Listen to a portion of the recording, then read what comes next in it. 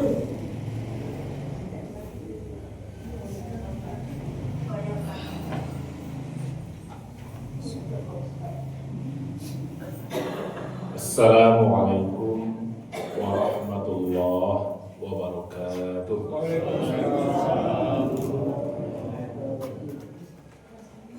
Innal hamdalillah nahmaduhu wa nasta'inuhu wa nastaghfiruh wa na'udzu billahi min shururi anfusina wa min sayyiati a'malina. May yahdihillahu fala mudilla lahu wa may yudlil fala hadiya lahu. Asyhadu an la ilaha illallah wa asyhadu anna Muhammadan abduhu wa rasuluh la nabiyya ba'da.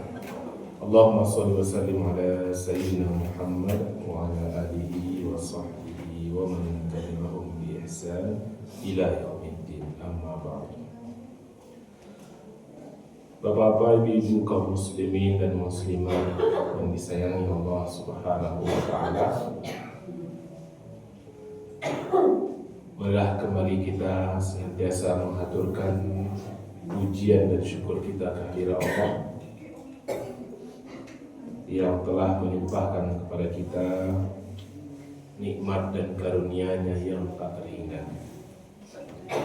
Salawat beriringkan salam kita aturkan kepada junjungan kita Nabi besar Muhammad sallallahu alaihi wasallam. Tak terasa Bapak Ibu rahimahullah, kita sudah sampai di penghujung bulan suci Ramadan. Mungkin ada yang lebaran esok hari Jumat. Mungkin ada yang menunggu keputusan pemerintah besok atau hari Sabtu. Mudah-mudahan ke depannya kita se-Indonesia bisa merayakan satu hari raya di tanggal yang sama gitu ya. Kalau kini itu kadang antara minantu dengan tua mula beda hari raya gitu. Dan aku pribadi mengalami itu kan. Mudah-mudahan ke depan bisa disatukan oleh Allah Subhanahu wa taala, dilapangkan hati-hati yang berselisih untuk bersatu, biar semarak. Kocik kota mas setengah isu rayu, setengah isu celai rayu kan. Nah, Bapak Ibu rahimakumullah, pagi ini kita akan mencoba merefleksikan puasa yang telah berjalan, karena di penghujung Lebaran. Mungkin saatnya kita merefleksikan ibadah puasa kita, mungkin yang Allah kini hari ke-30 atau kini hari ke-29. Kita refleksikan dalam bingkai ketakwaan, karena tujuan puasa kita adalah ketakwaan. Pertama-tama Pak Ibu rahimakumullah,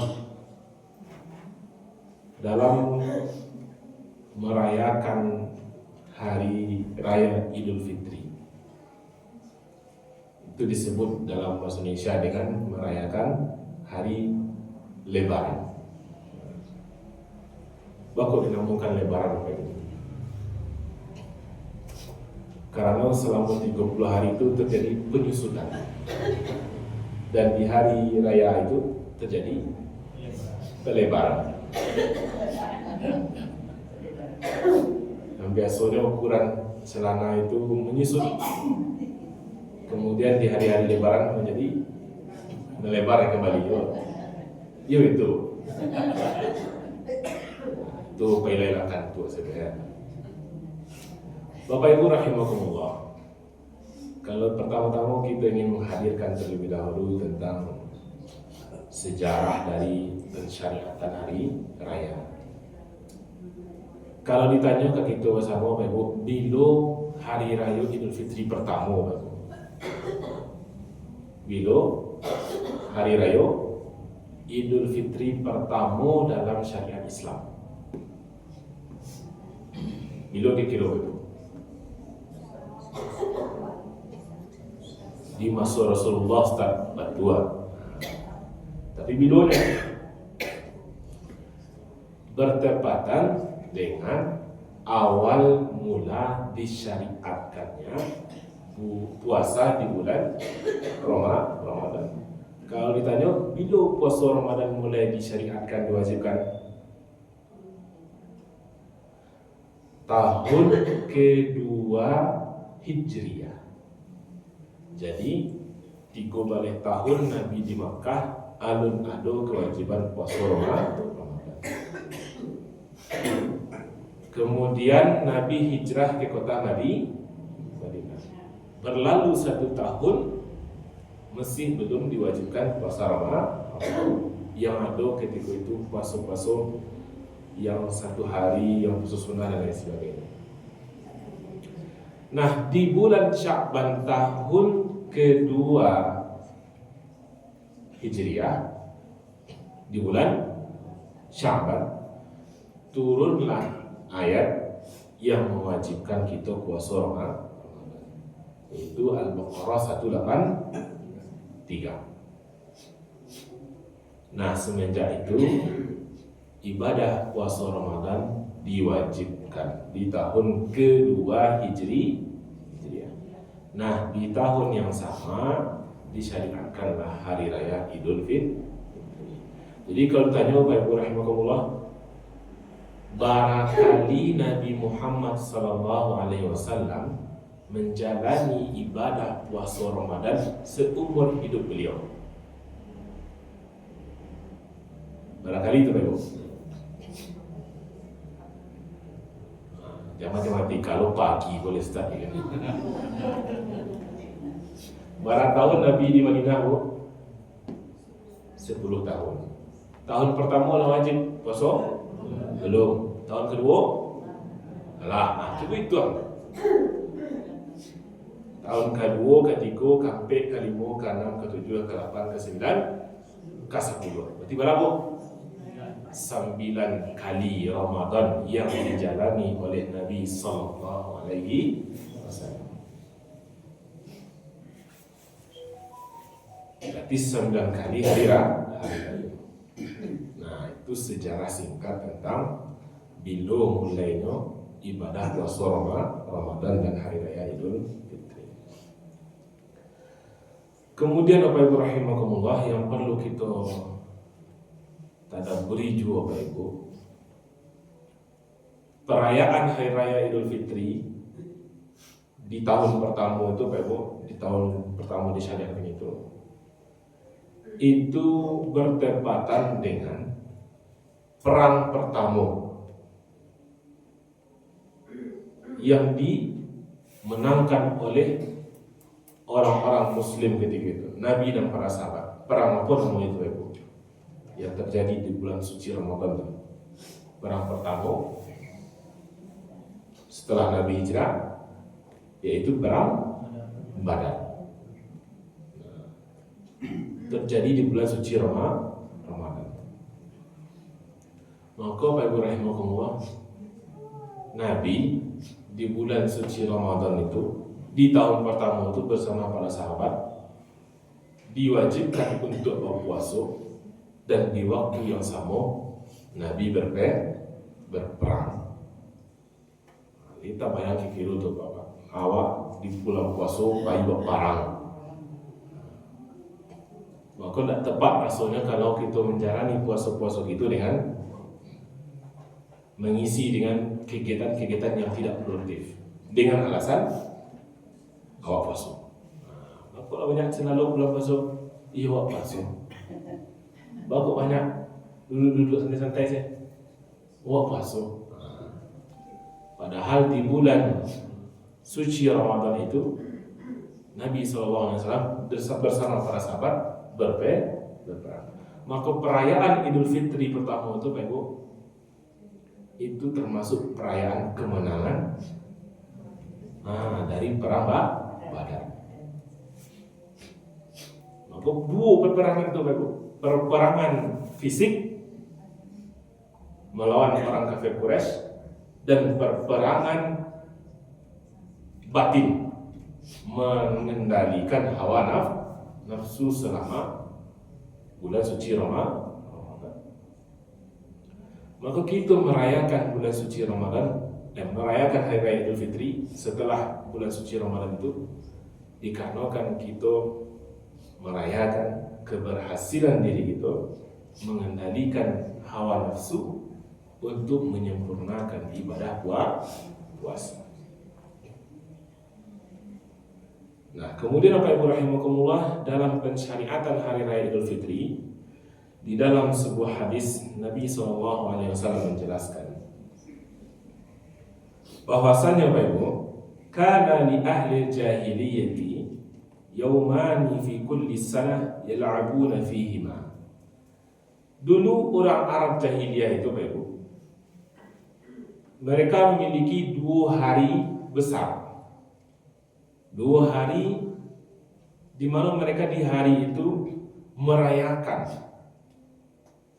dengan bermain-main, berpesta-pesta, minum khamar, mabuk-mabukan. Artinya Bapak Ibu, di Arab jahiliyah itu sebelum syariat Islam ya Bapak Ibu ya. Jadi orang Arab jahiliyah itu, orang kafir Quraisy itu, dalam setahun ada 2 hari yang dijadikan itu sebagai hari untuk berfoya-foya, beryuforia, diisi dengan apa? Mabuk-mabukan, bermain-main, berjudi dan lain sebagainya. Nah, itu sejarah dulu. Kemudian falamma qadima an-nabiy sallallahu alaihi wasallam al-Madinah, ketika Nabi hijrah ke kota Madinah, Nabi di situ diperintahkan oleh Allah Subhanahu wa taala, qad abdalakumullah, Allah menggantikan bagi kamu bihima, 2 hari itu, khairan minha, dengan 2 hari yang lebih baik, yaitu Yaumul Fitri wa Yaumul Adha, hari raya Idul Fitri dan hari raya Idul Adha. Jadi ketika sahabat-sahabat yang dahulunya masih di Arab masa jahiliyah itu memiliki 2 hari yang mereka rayakan sebagai hari kebesaran, ketika mereka masuk Islam, maka kan kehilangan itu. Dalam Islam, masuk Islam, tak boleh mabuk-mabukan lain, tak boleh euforia seperti itu, berpesta-pesta seperti itu lain. Maka sebagai pengganti atas kehausan untuk memiliki hari raya atau hari besar itu, maka Allah menggantinya dengan hari raya Idul Fitri dan hari raya Idul Adha. Maka di 2 hari itu sejatinya orang-orang Muslim memang berbahagia. Maka salah satu syariatnya Bapak Ibu, yang perlu kita katakan dulu, di penghujung Ramadan kita disyariatkan untuk membayarkan zakat fitrah. Apa tujuannya Bapak Ibu? Idkhalus surur, membahagiakan hati orang-orang yang membutuhkan. Jangan sampai terlupa kita Bapak Ibu dengan syariat membayarkan zakat fitrah.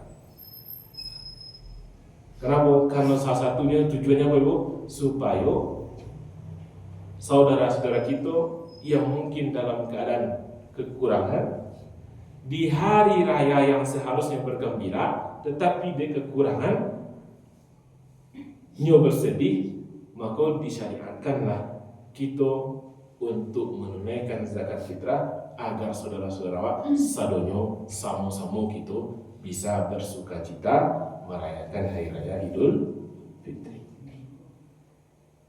Nah, Bapak Ibu rahimakumullah, jadi 2 hari raya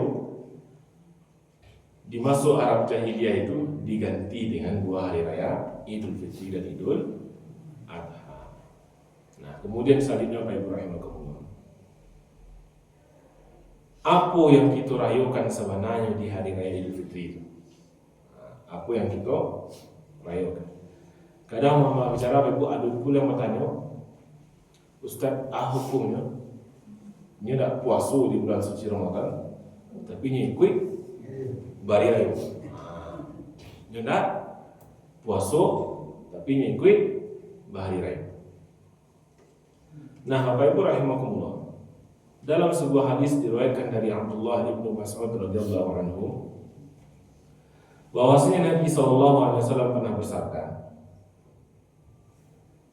"Idza shamu syahr Ramadan," ketika orang-orang muslim, orang beriman itu berpuasa di bulan Ramadan dan telah selesai menghabiskan bulan suci Ramadan dengan berpuasa, wa kharaju ila 'idihim, kemudian mereka di hari Id, di hari raya, keluar dari rumah mereka menuju perayaan hari raya, yaitu sholat Idul Fitri. Yaqulullahu ta'ala, maka Allah berkata.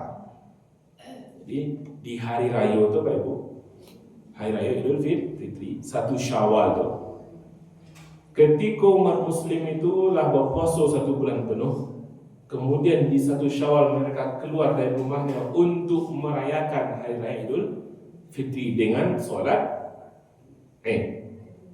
Kemudian Allah berkata, apa kata Allah Bapak Ibu? Ya malaikati, wahai para malaikatku, kullu amilin yatlubu ujrahu, setiap orang yang bekerja menginginkan upahnya. Wa ibadiyalladzina shamu syahrahum wa kharaju ila 'idihim, dan hamba-hambaku yang telah berpuasa 1 bulan penuh di bulan Ramadan dan sekarang keluar dari rumahnya untuk merayakan hari raya Idul Fitri, yatlubuna ujurahum, mereka meminta upah mereka. Ashhidu, maka bersaksilah wahai para malaikatku, kata Allah, anni qad ghafartu lahum, aku sungguh telah mengampuni mereka. Jadi Bapak Ibu rahimakumullah, di hari raya Idul Fitri itu Bapak Ibu, Allah memanggil para malaikatnya. Apa kata Allah? Wahai para malaikatku, hamba-hambaku yang telah puasa di bulan Ramadan itu sekarang keluar dari rumahnya berhari raya, maka mereka mengharapkan balasan atas ibadah puasa mereka. Lalu apa kata Allah? Maka ketahuilah para malaikatku, sesungguhnya aku telah mengampuni mereka. Maka Bapak Ibu rahimakumullah, di hari raya Idul Fitri itu yang kita rayakan apa Bapak Ibu? Ampunan dari Allah Subhanahu wa ta'ala. Itu yang kita yakini. Setelah kita berpuasa 1 bulan penuh, maka di hari raya Idul Fitri itu Allah melimpahkan ampunannya, Allah mencurahkan kasih sayangnya, mengampuni dosa-dosa kita yang telah menjalani bulan suci Ramadan dengan berpuasa. Itu syaratnya Ibu. Idza som, kalau mereka berpuasa. Kemudian fayunadi munadin ya ummata Muhammad irji'u ila manazilikum. Kemudian sesok malaikat menyeru, wahai para umat Nabi Muhammad, kembalilah ke rumah-rumahmu. Qad badaltu sayyi'atikum hasanat, aku telah mengganti catatan-catatan keburukanmu dengan catatan-catatan kebaikan. Dihapus oleh para malaikat catatan keburukan itu dan diganti oleh malaikat dengan catatan kebaikan. Nah, itulah bentuk ampunan dari Allah Subhanahu wa ta'ala. Fayaqulullahu ta'ala, kemudian Allah ta'ala mengatakan, ya ibadi, wahai hambaku, sumtum di, kamu sekalian telah menjalankan puasa untukku. Wa aftartum di, dan kamu telah berbuka untukku. Faqumu maghfuran lakum, maka berdirilah kamu dalam keadaan diampuni oleh Allah Subhanahu wa taala. Nah, Bapak Ibu rahimakumullah. Jadi kita merayakan hari raya Idul Fitri itu tidak lain dan bukan kita bergembira, bersenang hati dengan keyakinan Allah mengampuni dosa itu. Kenapa? Karena kita sebulan penuh bulan suci Ramadan telah mengisinya dengan ibadah puasa. Makanya Pak Ibu, kalau ditanya tadi, aku Ustaz, orang tak berpuasa tapi ikut lebaran. Nah, maka Pak Ibu rahimakumullah, sebelum kita jawab, tentu ditanya dulu, sabok ni tak puasa? Nah, itu perlu. Sabok yang tak puasa itu Pak Ibu ada dua. Pertama, memang dibolehkan oleh syariat untuk tidak berpuasa. Yang kedua, tidak dibenarkan oleh syariat itu tidak berpuasa, berarti melanggar. Siapa yang dibolehkan oleh syariat untuk tidak berpuasa? Ada 9 kelompok. Pertama, anak kecil belum balik. Anak ketek yang belum balik wajib berpuasa, Ibu? Tidak wajib. Yang kedua, orang hilang akal. Kalau bahasa ODGJ, orang dalam gangguan jiwa, wajib berpuasa, Ibu? Ya, tidak wajib berpuasa. Yang ketiga, orang sakit. Orang yang dalam keadaan sakit, menderita satu penyakit, yang mana kalau nyoba puasa akan memperparah kondisi penyakit. Nah, yang menentukan siapa Pak Ibu? Dokter. Kalau kata dokter, Pak Ibu dalam kondisi gini, kau tidak mungkin puasa doh. Kalau puasa juga, bertambah parah. Maka dibolehkan oleh agama untuk tidak berpuasa. Yang keempat, orang tua yang sudah sepuh, yang sudah lemah fisik, memang tak tanduk untuk puasa. Nah, jadi kalau ada kita di antara kita Pak Ibu yang memelihara atau yang menjaga, merawat sekarang orang tua yang dalam kondisi yang sudah sepuh, jangan dipasuh juga puasa. Kalau lah memang nak tahu, maka dibenarkan oleh agama untuk tidak berpuasa. Diganti dengan bayar fidyah. 4. Yang kelima, perempuan yang haid, maka boleh tidak berpuasa. Justru haram kalau berpuasa. Yang keenam, perempuan dalam keadaan nifas juga tidak dibenarkan berpuasa. Yang ketujuh, seorang perempuan yang hamil, maka dia dibolehkan tidak berpuasa. Yang kedelapan, perempuan dalam keadaan menyusui dibolehkan tidak berpuasa selama 2 tahun Hijriah. Artinya 2 tahun menyusui dibolehkan tidak puasa. Dan yang ke-9 yang terakhir itu musafir, orang dalam perjalanan, yang perjalanan itu melebihi jarak 80 km. Nah, kalau tidak berpuasa disebabkan oleh 9 kategori Bapak Ibu, maka dia tetap berhak mendapatkan ampunan dari Allah Subhanahu wa taala dan merayakan hari raya Idul Fitri. Karena yang 9 itu dimaafkan oleh Allah Ta'ala. Diperbolehkan oleh Allah mereka itu tidak berpuasa.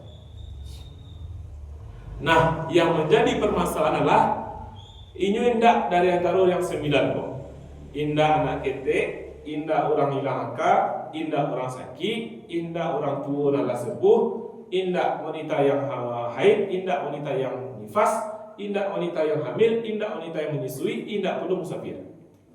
tapi hendak puasa. Maka Bapak Ibu rahimahullah, kalau sempiko kemungkinannya pun ada dua. Yang pertama Bapak Ibu, yang pertama pun yang paling berbahaya. Kenapa? Kalau terkait dengan masalah akidah. Bapak itu Bapak, kalau perlu ditanyakan, aku tidak puasa. Aku tidak puasa. Apa jawabannya? Kalau jawabannya Bapak Ibu tidak mengakui adanya syariat kewajiban puasa, tidak mengakui dah Bapak Ibu. Tidak ada puasa tu dah. Mengapa puasa banawak Ramadan kok? Biasa salah. Hati-hati Bapak Ibu. Kalau tidak mengakui adanya kewajiban syariat puasa itu rukun Islam tidak Bapak Ibu. Kalau tidak meyakini salah satu dari rukun Islam, itu sama je, mohon maaf bicara, tidak meyakini syariat Islam. Itu yang paling berbahaya. Kalau tidak mengakui adanya syariat puasa. Sama juga orang solat Bapak Ibu. Kalau tidak ada solat Bapak Ibu, itu perlu ditanyakan. Aku tidak solat. Kalau jawabnya tidak ada solat itu. Itu istilah ajaran, istilah kehidupan kau. Tidak ada syariat solat itu doang. Tapi yang mengaku muslimnya bisa atau Bapak? Tidak bisa. Kenapa? Tidak meyakini syariat Islam. Tidak meyakini rukun Islam. Itu bisa menyatakan dirinya telah keluar dari syariat Islam. Na'udzubillah. Itu harus segera kita nasihati, harus segera kita ajak untuk kembali kepada Islam. Segera bertaubat. Tapi kalau jawabnya yang kedua Bapak Ibu, aku tidak puasa bulan suci Ramadan. Iyo, puasa itu yo tahu mau puasa wajib. Mulai lagi puasa baik tapi bahala. Tak pandai mau menahan litak tu doh. Tak pandai mau menahan awi tu doh. Kalau yang kedua Bapak Ibu, dia masih mengakui adanya syariat puasa, tetapi imannya lemah. Tak tahu dia puasa tu. Bapak itu kan dia lebih mendahulukan nafsu. Sehingga siang-siang capek saya tak tahan yang lain. Malih ni yang ada tinggi daripada imannya. Nah, kalau yang kedua Bapak Ibu, kalau dia masih mengakui adanya syariat ibadah puasa, kewajiban bagi dirinya untuk puasa, tetapi ia mengakui ia yang malih, ia yang lemah, maka ia termasuk orang-orang yang fasik. Apa itu orang fasik Bapak Ibu? Orang yang mengetahui, mengimani dengan syariat Islam, tetapi dengan sengaja mengabaikan dari mengamalkan syariat Islam. Bakun tak solat awak, yo solat tu, lain tahu awak solat tu wajib, lain je. Dia masih mengakui solat tu wajib. Lain tahu awak puasa tu wajib, lain je. Tapi bakun tak solat awak, yo tu lah, kan? Tak tahu-tahu lah bisa katanya, lah malih se. Kalau itu Bapak Ibu, itu termasuk orang yang fasik. Dan perlu kita hati-hati Bapak Ibu, perbuatan itu bisa menjerumuskan seseorang ke dosa besar. Nah, Bapak Ibu rahimakumullah, dan yang perlu kita pahami juga terkait dengan ibadah puasa Bapak Ibu, dalam sebuah hadis Nabi SAW mengatakan, siapa yang menyengaja meninggalkan ibadah puasa Ramadan satu hari saja, itu tidak akan tergantikan. Walaupun sesudah Ramadan itu juga ganti puasa Bapak Ibu. Berulang kalinya, sepanjang harinya berpuasa. Tidak akan terganti. Satu hari puasa Ramadan yang sengaja tinggalkan, sengaja meninggalkan Bapak Ibu. Bukan karena 9 penyebab tadi itu. Maka itu puasa Ramadannya tidak akan tergantikan yang lain. Walaupun qada benar Bapak Ibu, itu kata kami. Artinya telah menyia-nyiakan kesempatan. Nah, Bapak Ibu dirahmati Allah Subhanahu wa taala, maka Yang kita khawatirkan, yang kita takutkan adalah kalau kita tidak menjalani ibadah puasa dengan alasan yang tidak dibolehkan oleh agama di luar 9 penyebab tadi, maka Bapak Ibu, kita akan terjauhkan dari ampunan Allah Subhanahu wa taala. Nanti kita rayukan dari Raya Idul Fitri itu lebih. Nanti kita rayukan. Kenapa?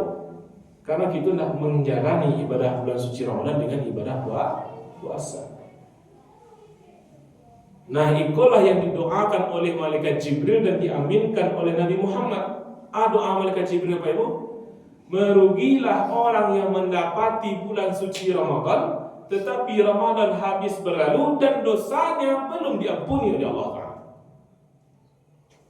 Padahal bulan suci Ramadan itu adalah bulan yang Allah berikan kepada kita untuk mendapatkan ampunan.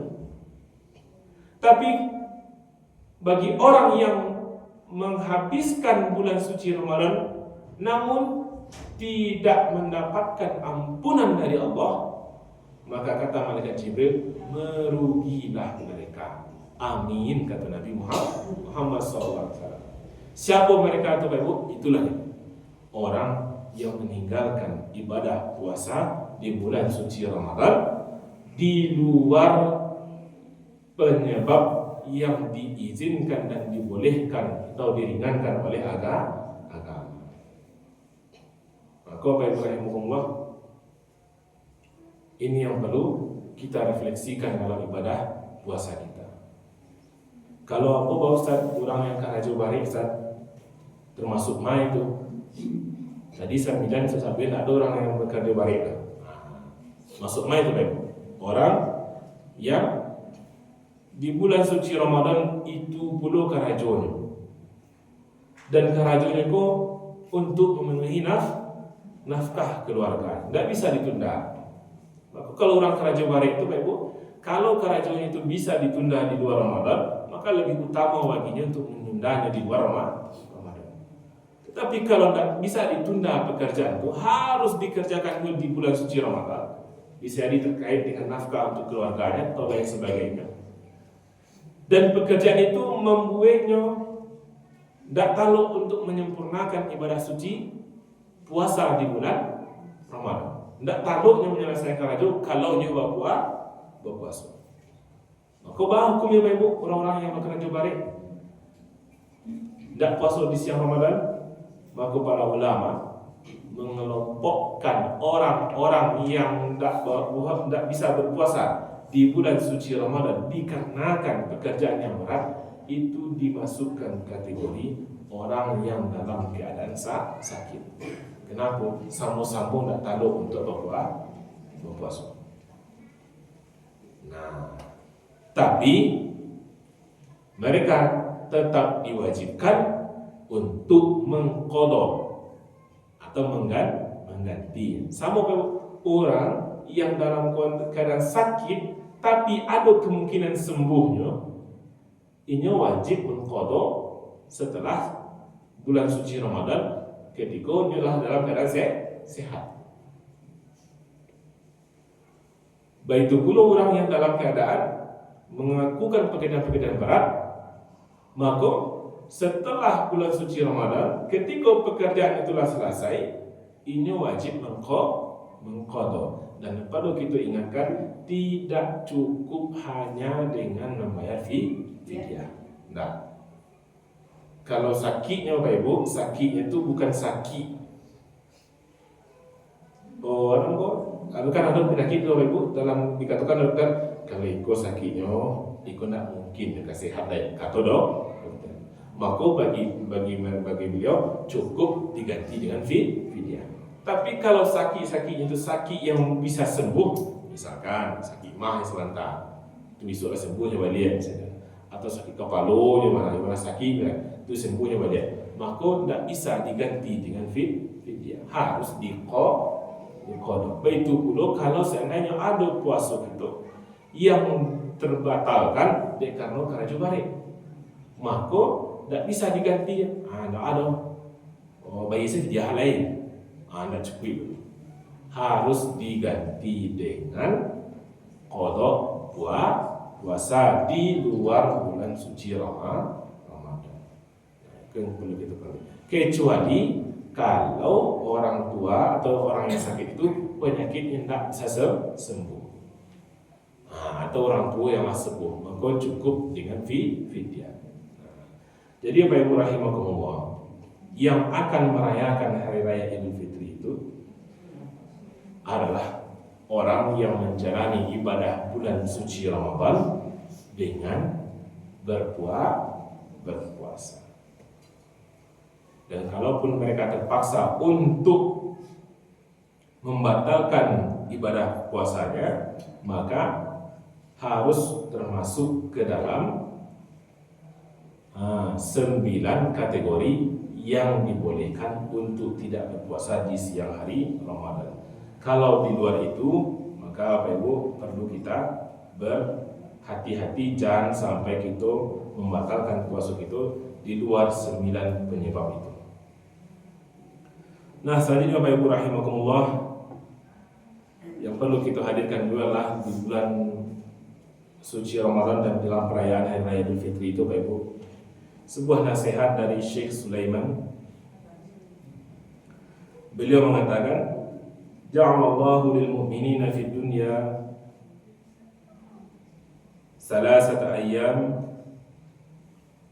Allah menciptakan, membuatkan untuk manusia 3 hari besar untuk dirayakan, yaitu Aidul Jum'ah, hari raya Jumat, wal Fitri wal Adha, dan Idul Fitri dan Idul Adha. Wa kulluha ba'da ikmalil ibadah wa ta'atihim, dan seluruh perayaan itu dirayakan setelah terlebih dahulu kita menunaikan ketaatan. Walaisal 'aidu liman labisal jadid. Nah, ini yang perlu kita berikan. Hari raya Id itu bukan untuk orang yang memakai pakaian yang baru. Artinya hari raya itu tidak ditanduan dengan memakai pakaian yang baru. Walaupun disunnahkan kita untuk memakai pakaian terbaik di hari raya Idul Fitri itu, tetapi hari raya Idul Fitri bukan hanya sekedar ditampakkan dengan memakai pakaian yang baru.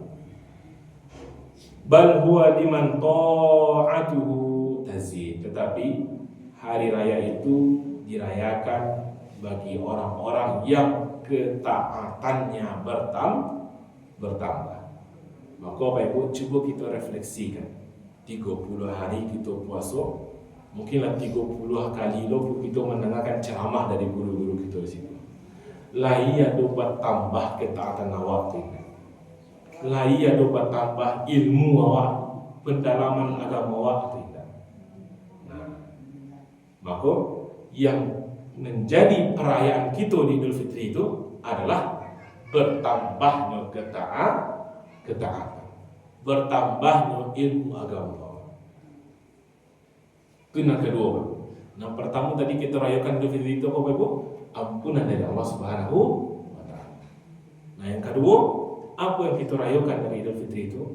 Ketika kita refleksikan ke diri kita, alhamdulillah, dibandingkan sebelum bulan suci Ramadan dengan setelah 30 hari menjalankan bulan suci Ramadan, agak ringan untuk sholat 5 waktu, agak lebih ringan untuk sholat tepat waktu, agak lebih ringan untuk sholat berjamaah di masjid atau di musala, agak lebih ringan untuk membaca Al-Quran, lebih banyak waktu untuk membaca Al-Quran, lebih sedikit waktu untuk membaca HP misalnya, untuk main-main, untuk duduk-duduk tak jadi. Kita rasakan layak don tak perubahan itu di bulan suci Ramadan. Selama bulan suci Ramadan 30 kali pengajian, wirid pengajian setelah subuh, ia bertambah ilmu rasanya. Nan dulu ni nak tahu lah, tahu kini. Itu ukur diri kita masing-masing, Bapak Ibu. Nah, kalau kita menemukan penambahan dalam diri kita, Bapak Ibu, ketaatan kita bertambah, semangat ibadah kita bertambah, maka artinya bulan suci Ramadan telah membawa berkah untuk diri kita. Nah, itulah yang kita rayukan. Itulah yang kita rayukan. Maka anak kita rayukan kalau seandainya ketaatan kita tidak bertambah. Anak kita rayukan. Nah, sholat serupi 7 sebelum Ramadan dan sesudah Ramadan serupi 7. Dan mengaji waktu serupi 7 sebelum Ramadan sesudah Ramadan sama saja. Tidak ada nama tambahan. Kalau tidak ada nama tambah, anak kita rayukan. Maka Bapak Ibu rahimakumullah, sebagai kalimat penyemangat untuk nasihat kebaikan kita untuk diri kita, kalaulah seandainya Ramadan tidak bisa mengubah diri awak menjadi yang lebih taat, maka boleh kita harapkan untuk menambah ketaatan di diri kita. Di Ramadan saja solat masih malih. Di Ramadan saja solat masih ada tinggal. Di Ramadan saja Al-Quran masih jarang terbaca. Kalau itu yang terjadi ya Ibu, boleh kita harapkan untuk menambah ketaatan di diri kita. Kalau Ramadan tidak bisa mengubah diri kita Bapak Ibu, Ramadan tidak bisa memperbaiki diri kita, Ramadan tidak bisa memperkuat keimanan kita Bapak Ibu, maka aku tapi boleh yang kita harapkan diri kita menjadi lebih baik. Maka itu yang perlu kita sesali, bukan kita merayakan. Kalau yang kita temukan hasilnya, Ustaz, Ramadan kini ku agak lain rasanya. Solat kamu supaya 7 malih, mengaji supaya 7 malihnya. Maka kita tidak bisa merayakan Hari Raya Idul Fitri. Justru yang harus kita lakukan Bapak Ibu, menyesali diri kita, meminta ampun kepada Allah, bahwa kita sia-siakan bulan suci Ramadan. Itu. Tetapi kalau seandainya kita temukan dalam diri kita, alhamdulillah Ustaz, selesai khatamnya buat Al-Quran selama Ramadan itu, sabalun itu antabidu kata baca Al-Quran itu. Berarti ada ketaatan yang bertambah. Berarti Ramadan itu telah berbuah dan buahnya telah kita rasakan. Sebelum Ramadan barik rasanya untuk sholat berjamaah ke musala, tapi semenjak Ramadan rami-rami bersama-sama di tetangga, di kawan-kawan semangat untuk sholat 5 waktu berjamaah di surau. Maka telah terjadi penambahan ketaatan. Itulah yang akan kita rayakan dengan sukacita, dengan senang hati. Karena dengan ketaatan itulah yang akan mengundang ampunan dari Allah Subhanahu wa Ta'ala. Maka daripada itu Bapak Ibu rahimakumullah, mari kita bersama-sama bercermin kepada diri kita, bercermin kepada diri kita masing-masing, mengukur sejauh mana Ramadan telah berdampak untuk peningkatan keimanan kita, peningkatan ketaatan kita selama bulan suci Ramadan. Nah, yang ketiga, yang terakhir Bapak Ibu rahimakumullah, apa yang akan kita rayakan Bapak Ibu? Yang akan kita rayakan adalah ketakwaan sebagai buah dari bulan suci Ramadan. Kenapa? Karena tujuan dari bulan suci Ramadan itu Bapak Ibu, la'allakum tattaqun. Apa ketakwaan itu Bapak Ibu? Ketakwaan itu adalah sebuah kecerdasan intelektual yang ada di dalam hati awak. Apa bentuk kecerdasan ini Bapak Ibu? Kecerdasan di dalam hati awak untuk memilah dan memilih apa yang akan kita kerjakan. Kenapa? Karena di bulan suci Ramadan awak dilatih. Sebelum Ramadan boleh makan seluruhnya, boleh minum seluruhnya, boleh makan minum kapan saja. Tetapi di bulan suci Ramadan kita dilatih untuk menahan diri. Tidak boleh makan sesudah subuh, tidak boleh minum sesudah subuh sampai maghrib. Di luar bulan Ramadan mungkin kita bebas dan lepas saja melakukan perbuatan-perbuatan yang terlarang. Kok mudah kita bergunjing, kok mudah kita berkata-kata kotor. Tapi selama bulan suci Ramadan kita dituntut untuk menjaga lisan kita. Nah, dilatih kita untuk memilah dan memilih apa yang kita kerajukan, apa yang kita katakan, apa yang kita cari. Maka Bapak Ibu rahimahullah, ketika diri kita mampu untuk memilah dan memilih, dan kita kerajukan itu diredoi oleh Allah Subhanahu wa taala atau tidak, nah itulah yang dikatakan dengan kecerdasan intelektual yang bernama ketakwaan. Sebagaimana sahabat mengatakan, ketakwaan itu bagaikan kita berjalan di jalan yang banyak duri. Bah kalau berjalan Bapak Ibu, di jalan itu banyak duri, banyak pecahan kacau misalnya. Pasti kita hati-hati kama kita melangkahkan kaki kita supaya tidak terluka duri. Baik itu pula ketakwaan itu Bapak Ibu. Ketakwaan itu akan tampak sejauh mana awak hati-hati sebelum mengatakan sesuatu, sebelum mendengarkan sesuatu, sebelum melakukan sesuatu, sebelum mengambil sesuatu. Kita pastikan ke diri kita, iko kalau kita kerajukan lahi diredoi di Allah Ta'ala. Nah, kalau itu yang kita rasakan Bapak Ibu, setelah bulan suci Ramadan kau berlalu, terasa bahwa ada perubahannya. Kini kulah mulai bisa menahan-nahan yang kau katakan. Ketika bersobok ke kawan, biasanya mudah sebagi awak menceritakan orang lain. Tapi kini setiap bersobok ke kawan, awak pantang menceritakan orang lain. Itulah mulai nampak. Ketika di luar Ramadan, awak mudah saja pakai kata-kata yang tidak bermanfaat, mabir kata awak siu-siu. Tapi semenjak Ramadan kau, lah mulai awak memilih. Kalau kasih kau aku, habis tak tahu kata ancak mau mengaji di rumah lain, ancak mau baca buku di rumah lain, ancak mau baca kitab hadis, kitab tafsir di rumah lain. Itu Bapak Ibu, kalau itu yang terasa di dalam hati awak, berarti sudah ada bibit-bibit ketakwaan. Dan kalau lah ada Bapak Ibu rahimahullah, yang lebih baik Bapak. Dan lebih baik itu Bapak Ibu menjaga ketakwaan. Makanya Allah Ta'ala mengatakan, alladzina qalu rabbunallah tsumma istaqamu. Orang-orang yang mengatakan Tuhan kami adalah Allah Subhanahu wa taala, kemudian mereka istiqomah. Nah, yang paling baik itu Bapak Ibu rahimahullah adalah bagaimana kita menjalani setelah Ramadan. Setelah Ramadan. Jangan sampai lo balik ke setelan awal balik. Kalau di HP itu Ibu ada namanya setelan pabrik kan, kembalikan ke setelan pabrik. Kalau kini itu Ibu, apa yang telah kita raih, pencapaian-pencapaian di bulan suci Ramadan, ketaatan yang bertambah, semangat ibadah yang bertambah, hati yang sudah mulai lunak.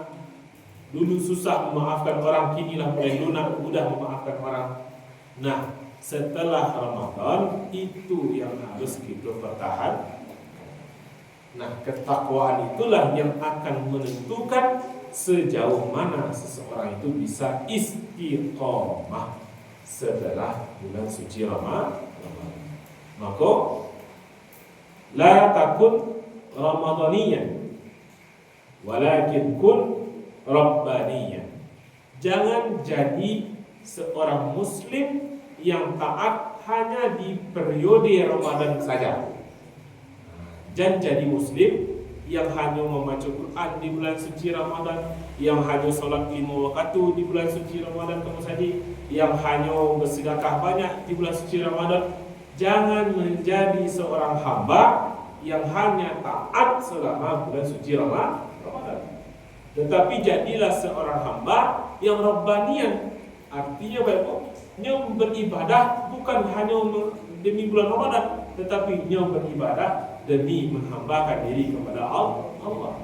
Dan penghambaan diri kepada Allah tidak hanya terbatas di bulan suci Ramadan.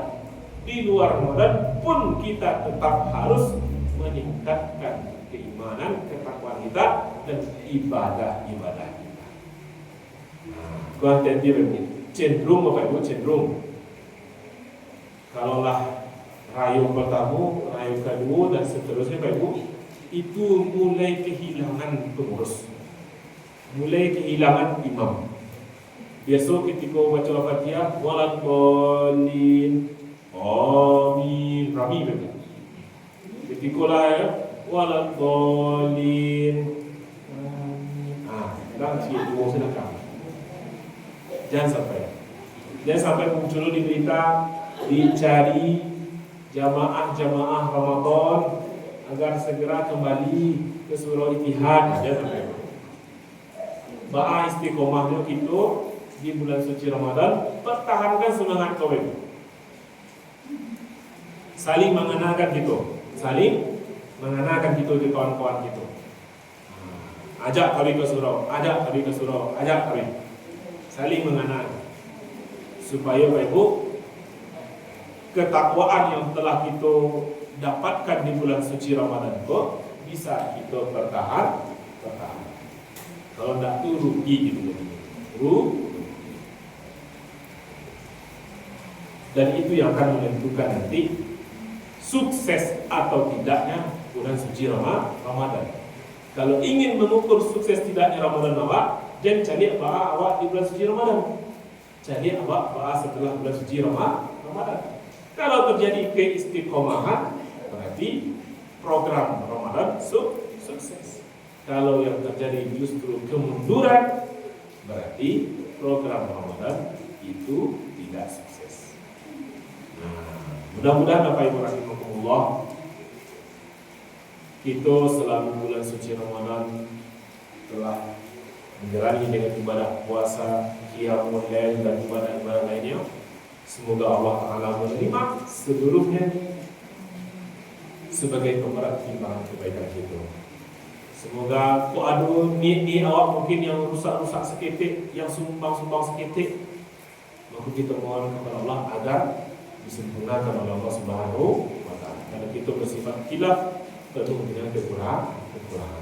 Kita bermohon kepada Allah, semoga ampunan yang Allah janjikan di bulan suci Ramadan itu memang benar-benar kita dapatkan dan kita rasakan, sehingga ketika Ramadan habis berlalu, kita memang benar-benar diampuni oleh Allah Ta'ala. Catatan keburukan kita dihapus oleh para malaikat dan diganti dengan catatan kebaikan itu. Amin ya rabbal alamin. Itu baik rahimahullah.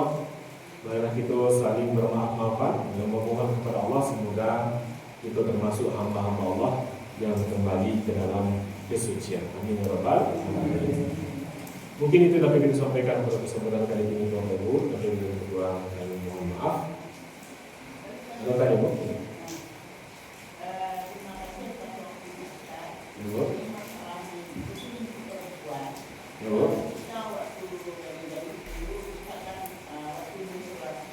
Naknya mengganti puasa bulan ini. Mungkin tak bertahun-tahun begitu saja. Kemudian yang pertama yang tahu tentang itu sempadan. Yang pertanyaannya, apakah kita kena nanti juga nanti sudah membayar fidyah? Kita kan tidak tahu perasaannya, seandainya dan kita sudah bertahun-tahun, sehingga kita waktu itu kita niatnya pada aja. Yang bicara bukan cuma apakah kita dengan setelah padang kita juga membayar fidyah dengan nafi ya. Baik. Kalau itu baru ada beberapa pendapat ulama gitu kan. Kalau untuk yang lah berlalu yang tak perlu, pendapat ulama yang paling meringankan itu baru taubat saja kalau istighfar kalau. Sebab tidak tahu oleh para pasti. Itu pendapat yang paling ringan. Taubat itu ya benar minta ampun, bahwa itu masuk lalu yang wala khilaf waktu itu. Allah itu Maha Pengampun. Nah, itu pendapat yang paling ringan. Kalau selanjutnya ada yang mengatakan memang wajib ikhwan. Baca dulu di pakiruan. Misalkan bila ibu mulai terasonya lah sadar puasa pun ada tinggal atau yang kamu itu dah terlalu misalkan Karena hasil pada tahun kitiru yang mutabayyin 10 tahun misalkan 10 kali dalam sebulan itu agak 7 hari ya. Nah, 10 kali 7 berarti 70 hari. Nah, yang 70 hari itu nanti itu kalau ansuas itu. Misalkan Senin Kamis puasa, tapi jangan puasa Senin Kamis. Ini puasa kodo. Nah, kalau mau puasa ini puasa kodo, insya Allah puasa kodo di hari-hari sunnah itu mendapatkan pahala apa? Menuntaskan, melunasi utang kodo dan insya Allah mendapatkan kemudian puasa sunnah. Tapi syaratnya niatnya harus puasa kodo. Nah, kalau terkait dengan membayarkan fidyahnya itu, dan fidyah itu kalau dalam mazhab Syafi'i contoh. Kalau tidak, misalkan kita bulan suci Ramadan waktu ini kok misalkan ada puasa Ramadan 7 hari misalkan, maka waktu untuk membayar utang itu adalah pada tahun bisu. Nah, kalau tahun bisu awak tidak bisa membayar utang awak, maka hutang tetap dan tahun bisunya itu wajib membayar fidyah. Dengan yang tak membayar tadi itu dalam mazhab Syafi'i. Tapi kalau dalam mazhab lain yang setahu aku itu tidak sampai kepada pun. Tidak cukup menggantinya saja. Nah, jadi kalau ibu ingin mengikuti yang itu bisa fidyah. Mulai dari yang paling ringan tadi, sampai yang keyaman itu rasanya, itu dengan siapa yang bertanya, siapa yang guru kita. Yang main itu yakini. Mungkin ibu bisa juga nanyakan guru lain, misalkan apa namanya, bego kan jalan seperti yang sama. Yang mana rasanya, yang keyaman guru rasanya, itu yang diamalkan, yang panah. Itu baru kalau itu kan bisa dihitung. Kalau orang yang tak puas, memang tak puas pun. Bertahun-tahun, kita kalau 10 tahun tak puasa kali 30 berapa itu? Dibuat duit. Kalau disuruhnya untuk membayar fidyah, sebenarnya berapa kalau itu? Nah, jadi agama itu mudah dan tidak memberat. Yuridullahu bikumul yusra wa la yuridu bikumul usra. Allah itu ingin yang ringan untuk kamu dan tidak ingin menyusahkan. Nanti dicari itu memberat. Sedangkan ada sahabat yang terlanjurnya berhubungan di siang hari Ramadan, wajibnya menggantinya kafarnya perlu puasa 2 bulan untuk beri. Sedangkan 30 hari saja kalau menahan itu, boleh 2 bulan untuk beri kan? Kalau begitu mereka kan budak, untuk ini saya bayar. Lagi makan orang miskin, untuk makan itu orang saya bayar. Sampai akhirnya Nabi yang menghadiahkan kurma kayaknya, bayilah kuat lagi makan orang. Agama itu yang sifatnya jadi jangan sampai awak merasa was-was tapi keluar. Namun itu membebankan diri awak. Mungkin itu baik rahimahullah, mudah-mudahan Allah Ta'ala mengampuni kekhilafan dan dosa-dosa itu sebelum mungkin kita masih di fase ada sampai ini keimanan kita ini. Kok masing-masing itu dari sebagainya.